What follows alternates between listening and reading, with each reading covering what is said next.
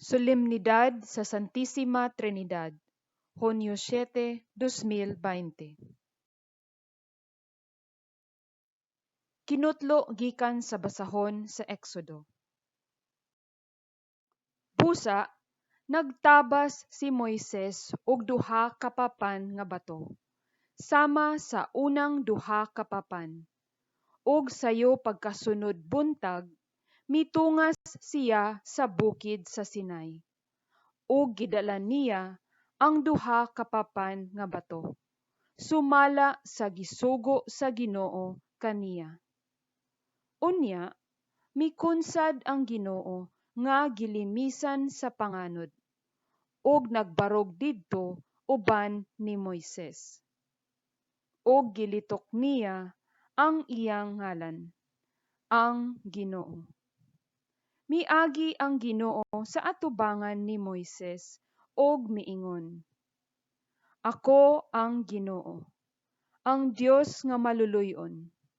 Dili ako daling masuko, ug hupong sa gugmang walay paglubad, ug matinumanon.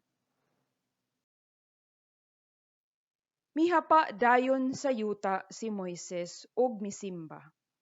Miingon siya, Kung tinuod gayod nga nahimuot ka kanako, hangyoon ko ikaw, Ginoo, sa pag-uban kanamo. Tig-a kaayog kasing-kasing kining maong katawhan.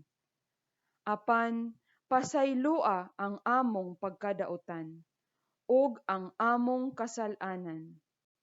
Ug dawata kami, ingon nga imo na. Ang pulong sa Ginoo. Himaya ug pagdayeg hangtod sa kahangturan. Daygon ikaw o Ginoo, Dios sa among mga katigulangan. Angay ikawng daygon ug bayawon labaw sa tanan sa kahangturan. Ug daygon ang imong balaan ug mahimayaong ngalan. Angay daygon ug bayawon labaw sa tanan sa tanang katuigan. Daygon ikaw diha sa templo sa imong balaang himaya. Angay ikawng daygon ug bayawon labaw sa tanan sa kahangturan.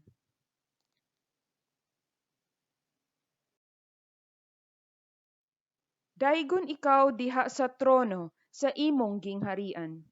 Angay ikawng daygon ug bayawon labaw sa tanan sa kahangturan.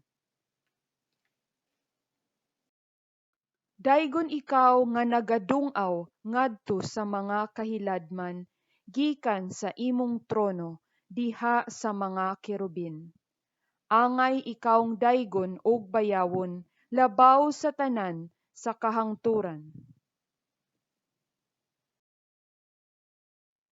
Daygon ikaw diha sa ali sa kalangitan. Angay ikawng daygon ug bayawon labaw sa tanan sa kahangturan. Kinutlo gikan sa ikaduhang sulat ni San Pablo ngadto sa taga-Korinto. Sa katapusan, mga igsuon, manamilit ako kaninyo, usba ang inyong mga gawi, tumana ang akong mga tambag, pag-uyunay kamo ang usa sa usa, pagpuyo kamo nga magdinaitay, ug ang Dios sa gugma ug kadaitan mga uban kaninyo. Magpangumustahay kamo ang usa sa usa, pinaagi sa balaan nga halok. Ang tanan mga balaan nangumusta kaninyo. Mag-uban unta kaninyong tanan ang grasya sa Ginoong Hesukristo, ang gugma sa Dios ug ang pagpakig-ambit sa Espiritu Santo, ang pulong sa Ginoo. Kinutlo gikan sa Ebanghelyo sumala ni San Juan. Kay gihigugma pag-ayo sa Dios ang kalibutan ug tungod niini gihatag niya ang iyang bugtong anak, aron ang tanan nga motuo kaniya dili malaglag kundili makabaton hinuon sa kinabuhing dayon.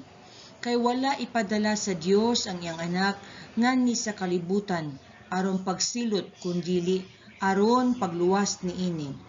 Ang tanan nga motuo sa anak dili silutan, apan kadtong dili motuo kaniya gisilutan na kay wala man siya motuo sa bugtong anak sa Dios. Ang Ebanghelyo sa Ginoo.